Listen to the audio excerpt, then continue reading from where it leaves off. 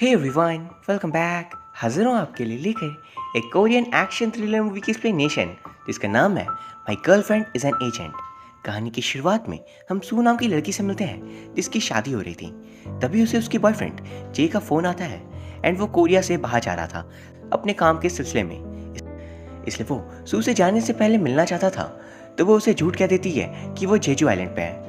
And तभी हम जानते हैं कि वो शादी का सीन सिर्फ एक सेटअप था। वो एक्चुअली में एक एजेंट है और वो लोग वहाँ पे रशियन माफिया को पकड़ने के लिए आए थे, लेकिन उनसे एक गलती हो जाती है तो वो लोग भागने में कामयाब हो जाते हैं। तभी सू उनका पीछा शुरू करती है एंड दूसरी तरफ जे दोबारा सू को कॉल करता है, लेकिन फ़ोन वैन में ही रह गया था। एंड इसलिए वो एक वॉइस मैसेज छोड़ देता है कि मैं जा रहा हूँ, तुम प्लीज़ अपना ध्यान रखना और किसी अच्छे इंसान से मिलना। पर उसका मैसेज गलती से डिलीट हो जाता है एंड वो पहले से दुखी था और उसके बाद वो और गुस्से में आ जाता है। और इस बारी वो वॉइस मैसेज में बोलता है, तुमसे ज़्यादा घटिया इंसान मैंने आज तक नहीं देखा, तुम हमेशा मुझसे झूठ कहती हो। सुबह तुम सोल में थी और दोपहर को अचानक तुम जेजू आइलैंड पे कैसे पहुंच गई। साफ पता चलता है कि तुम मुझे धोखा दे रही हो। एंड वहीं दूसरी तरफ सू बेचारी उन गुंडों को पकड़ने की कोशिश करी थी, लेकिन वो ये बात नहीं बता सकती थी कि वो एक सीक्रेट एजेंट है, क्योंकि ये सारी बातें बहुत ही कॉन्फिडेंशियल होती है। वहीं फिर वो उन गुंडों को पकड़ लेती है एंड अपने फ़ोन पे वॉइस मैसेज सुनकर वो तुरंत एयरपोर्ट पहुंचती है। वहाँ बहुत कोशिश करने के बावजूद उसे जे नहीं मिलता और के बावजूद वो उसे कॉल भी करती है और उसका नंबर अब बंद आ रहा था, क्योंकि अब जे ने सू से सारे कॉन्टैक्ट्स खत्म कर दिए थे। अब 3 साल का वक्त बीत चुका था एंड सू ली नाम के बंदे को डेट करी थी और उसे भी उसने अपनी आइडेंटिटी नहीं बताई थी, क्योंकि उसकी सीनियर ने कहा था तब तक वो जे को याद करती रहेगी और आइडेंटिटी छिपाने भी सीनियर नहीं कहा होता है। फिर अगले सीन में हमें ये पता चलता है कि एक रो नाम की कोरियन साइंटिस्ट ने एक बहुत ही खतरनाक वायरस को चुरा लिया है और वो उसे रशियन माफिया को बेचने वाला है। उस वायरस के रिलीज से लाखों लोग मारे जा सकते हैं एंड इसलिए सू रूप बदल कर उस साइंटिस्ट के लैब में सीक्रेट कैमरा लगा देती है। एंड वही फिर उन्हें साइंटिस्ट रो की ईमेल को हैक कर पता चलता है कि आज वो एक क्लाइंट से मिलने वाला है। वो लोग वहाँ जाकर रो पे ट्रैकर लगा देते हैं एंड सू जैसे ही रो पे ट्रैकर लगाती है उससे वहाँ पे जे दिख जाता है। उसे वो बहुत मारती है कि 3 सालों में एक भी बार उसे उसका ख्याल नहीं आया। और अगले सीन में वो दोनों पुलिस स्टेशन पे थे एंड वहाँ भी वो दोनों लड़ाई ही कर रहे होते हैं। वहाँ पर वो उससे कहती है, तुम मुझे छोड़कर क्यों चले गए। वो कहता है, तुम हमेशा झूठ कहती हो इसलिए। एंड उन दोनों को लड़ता देख सामने पुलिस वाला आग में घी डाल रहा था, ये बोलते हुए, सर आप ही सही हो, आपकी गर्लफ्रेंड बहुत झूठ बोलती है, अगर मैं आपकी जगह होता तो एक पल में ब्रेकअप कर लेता। तभी अचानक सू को एक कॉल आता है और वो वहाँ से चली जाती है। नेक्स्ट सीन में वो शूटिंग की प्रैक्टिस करी थी एंड सीनियर उससे बात करती है कि तुम दोबारा जे से बात करने की कोशिश क्यों नहीं करती। बस सू अब गुस्से में थी क्योंकि जे उसकी कोई बात नहीं सुनना चाहता था। एंड वहीं दूसरी तरफ हम जे को देखते हैं जो NIS टीम से मिलने जाता है एंड वो भी अब एक सीक्रेट एजेंट बन चुका था, लेकिन ओवरसीज ब्रांच का, और सू एजेंट थी डोमेस्टिक ब्रांच की। जे NIS के मेंबर्स को अपनी रिसर्च दिखाता है एंड पिछले कुछ समय से वो रशिया में था जहाँ पर वो विक्टर नाम के स्पाई पे नजर रखा था। विक्टर दरअसल 32 घंटे पहले कोरिया आ चुका है, तो पक्का कोई ना कोई गड़बड़ यहाँ होने वाली है। लेकिन वो लोग डायरेक्टली विक्टर को नहीं पकड़ सकते क्योंकि वो एक रशियन ट्रेडिंग कंपनी का रिप्रेजेंटेटिव बनकर आया है, इसलिए उनके पास सिर्फ इकलौता ऑप्शन है उस पर नजर रखने का। ये उन सभी को विक्टर के बारे में बता ही रहा था कि तभी उसकी मॉम उसे फ़ोन करती है और वो अपनी मॉम से बहुत डरता था, इसलिए वो फ़ोन पर यस मॉम किए जा रहा था। फिर NIS चीफ ये बाकी काम जंग और उसकी टीम पे छोड़ देते हैं। जंग जे को घर जाने को कह देता है क्योंकि वो लड़ाई के मामले में एक्सपीरियंस नहीं था। और जंग ने सोचा मिशन के टाइम पे हम इसे बचाएंगे या गुंडों को पकड़ेंगे, कहीं ये कैजुअलिटी न बन जाए। पर फिर जे अपने बेस्ट फ्रेंड से मिलने जाता है 3 सालों बाद। उसे देखते ही उसका दोस्त बहुत खुश हो गया था क्योंकि उसे सामान लाने जाना था और दुकान में बैठने के लिए कोई भी नहीं था। एंड वहाँ पर वो जे के ब्लेजर को भी ले लेता है क्योंकि वो उसे बहुत अच्छा लग रहा था। वहीं फिर हम सू को देखते हैं जो ली के साथ डिनर पे आई हुई थी। दुकान में बैठकर जे उन कस्टमर्स को कॉल कर रहा था जिन्होंने DVD रेंट तो करी थी पर अभी तो उन्हें लौटाया नहीं था। उसी में से एक सू भी थी और वो उसे कॉल कर उस पर नाराज होने लगता है कि बॉयफ्रेंड को धोखा देना तो छोड़ो, उसने DVD ओनर तक को नहीं छोड़ा। वहीं कुछ देर बाद जंग जे को कॉल कर डांट लगा रहा था कि उसने सिस्टम का पासवर्ड अभी तक हटाया क्यों नहीं है। वहीं सू जे से मिलने शॉप पे जाती है, लेकिन वहाँ पर जे नहीं होता। दरअसल जंग के पास गया हुआ था एंड वहाँ पर वो CCTV से देखते हैं कि विक्टर से मिलने एक अनजान आदमी क्या है। वहाँ पे रूम सर्विस बॉय बनकर जे चला जाता है और वो सीक्रेटली क्लास में कैमरा लगा कर गया था। उसे वो वहीं छोड़ देता है, लेकिन उसके हाथ वहाँ पर कांप रहे थे एंड ये देख विक्टर को शक हो जाता है। जे के लौटते ही विक्टर कैमरा को दूसरी तरफ घुमा देता है एंड जंग उससे बहुत नाराज होता है कि तुमसे एक भी काम ठीक से नहीं हो सकता। जैसे जे क्लास के उस बच्चे की तरह था जो एग्जाम में मैम शीट ऐसा करता रहता, लेकिन इतनी शीटें भरने के बाद भी वो एग्जाम में फेल ही हो जाता। अब सू जब घर वापस आती है तो उसका गेट खुला हुआ था। वो अंदर जाकर देखती है कि वहां पर जे है। जे उससे माफी मांगने आया था कि वो दुकान से जल्दी चला गया। पर सू उल्टा उसकी बहुत पिटाई करती है। वो कहता है मुझे मेरी बातें समझाने तो दो, क्या मुझे आज ही मारने का प्लान है। वो उसे घर से निकलने के लिए कहती है। अगले सीन में वो अपने सीनियर के साथ थी। उसके पास बैठकर वो रो रही थी कि 3 सालों बाद वो वापस क्यों आ गया। तो सीनियर बोल रही थी मेरे बॉयफ्रेंड से मेरा ब्रेकअप तो 12 बार हो चुका है, फिर भी हम साथ हैं। फिर अगले दिन सू साइंटिस्ट रो के पीछा करती है। वहीं जे और जंग से मिलने NIS चीफ आए हुए थे। जे उन्हें बताता है कि रशियन प्लेइंग कार्ड्स को सीक्रेट मैसेज सेंड करने के लिए यूज करते हैं और वो चीफ से थोड़ा वक्त मांगता है उनके मैसेजेस को डिकोड करने के लिए। तभी एक बंदा बता रहा था कि विक्टर से जो इंसान मिलने आया था वो लौट रहा है और विक्टर भी उसके साथ ही है। ये चीफ से परमिशन मांगता है कि उसको वो पीछा करने जाएगा। जंग मना करता है, लेकिन चीफ जे के काम से इंप्रेस थे तो वो उसकी बात मान जाते हैं और जे यहाँ भी गड़बड़ी शुरू कर देता है। पीछा करने का मतलब होता है पीछे रहना, ताकि वो होशियार रह सके। पर ये महान व्यक्ति खुद आगे चले जाते हैं। जंग उसे फोन पे कह रहा था बेवकूफ पीछे आओ, पर विक्टर उसके पार्टनर एक जगह पर रुकते हैं एंड जे वहां भी पहुंचता है। पार्क में रो भी बैठा हुआ था, यानी कि विक्टर उससे ही मिलने आया था। लेकिन जे रो के पास ही जाकर बैठ जाता है। वहां से विक्टर पे नजर रख रहा था। विक्टर को उस पर शक होता है, अब वो रो से मिलने वहां नहीं जाता। उसी वक्त विक्टर उस पर एक शूट करता है एंड वहीं दूसरी तरफ रो के पीछे सीक्रेटली सू लग जाती है। जे और सू की नजर एक दूसरे पे पड़ती है एंड एक पल को तो दोनों हैरान रह जाते हैं, पर फिर इग्नोर कर वो अपने काम में लगे थे। विक्टर बिल्डिंग के अंदर गया था एंड वहां पे जे और उसमें थोड़ी लड़ाई हो जाती है, लेकिन विक्टर भागने में इसमें कामयाब हो जाता है। लेकिन जे अब तक उसका पीछा नहीं छोड़ता। वहीं सू की भी लड़ाई विक्टर के पार्टनर से हो जाती है और वो भी सू को चकमा दे देता है।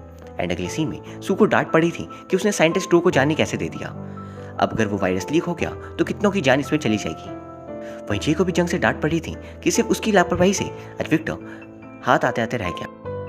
आप लोगों ने मुझे गन क्यों नहीं दिया? मैच मरते मरते बचा, गन होती तो शायद मैं जीत जाता। जिसमें जंग उसे एक बुलेट प्रूफ जैकेट देता है। वो टेबल के बीचों बीच गन रखता है और कहता है अगर तुमने इस गन को मुझसे पहले ले लिया तो तुम जीते, वरना मेरी बात तुम मानोगे।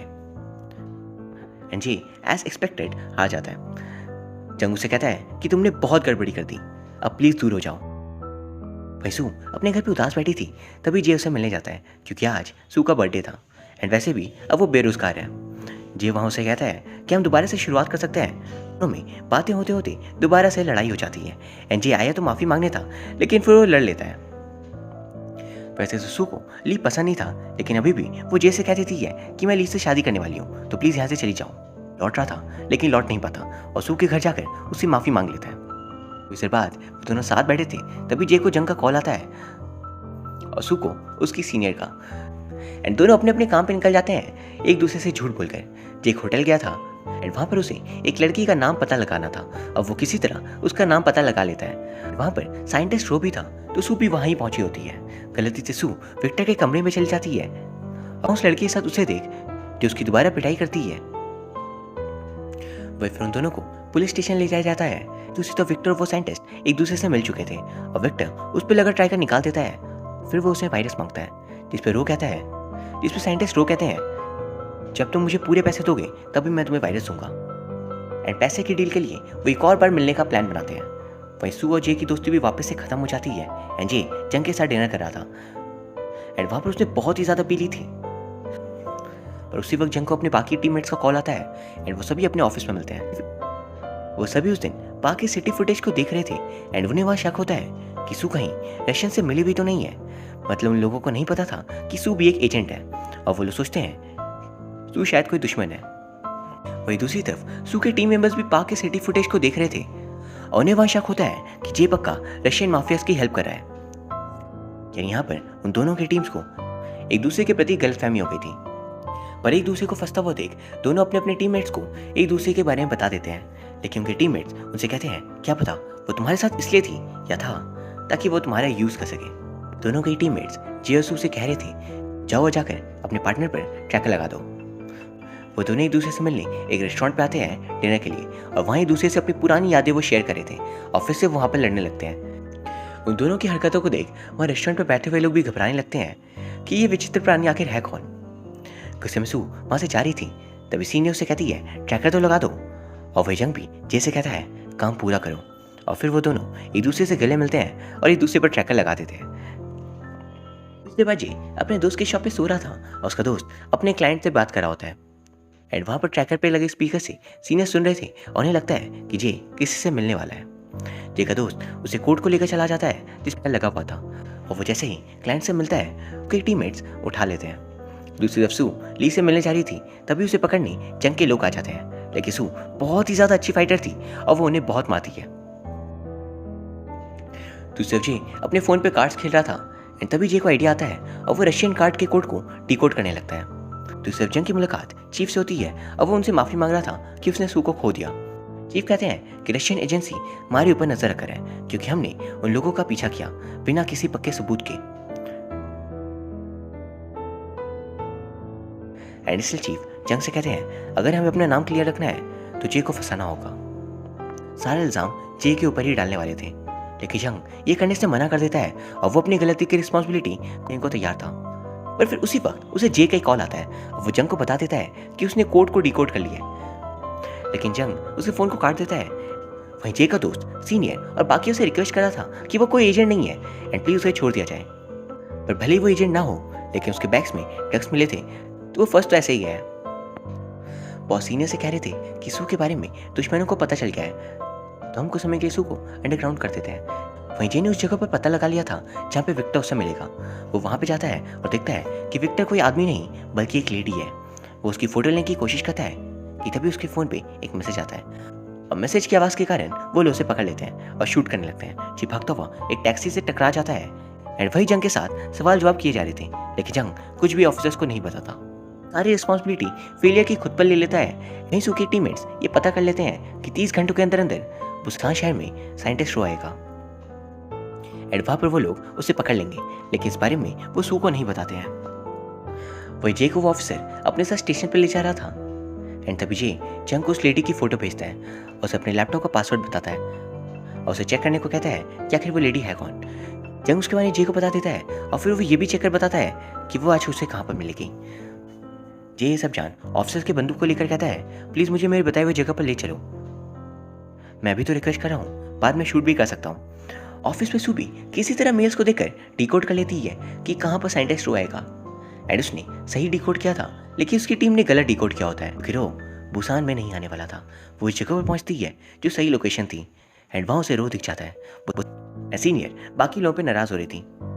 वहीं सू रो का पीछा कर एक जगह पर पहुंचती है, पर उसे वहाँ पे बंदी बना लिया जाता है। तब जे उस जगह पर पहुंचकर सीसीटीवी से पता करता है कि रो कहाँ पर है। वो उस बिल्डिंग के अंदर जाता है और ऑफिसर से कहता है देश की सिक्योरिटी का सवाल है, अंदर से अगर कोई भी बाहर आए तो उसे बाहर आने मत देना।